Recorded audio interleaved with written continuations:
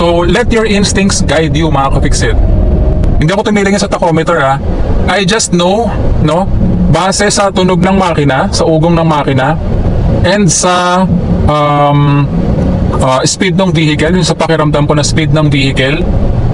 No, I just know na nandun na ako sa particular RPM na yun, 1,500 to 2,000 RPM. Then I will put the clutch to the biting point para umarangkada yung sasakyan.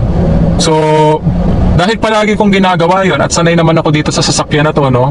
Matagal ko na rin minamaneho itong sasakyan na to, no? Yung familiaridad, no, or yung familiarity ko sa sasakyan na to, mataas na level na, kaya I am able to drive it kung saan man ako pupunta without looking at the tachometer.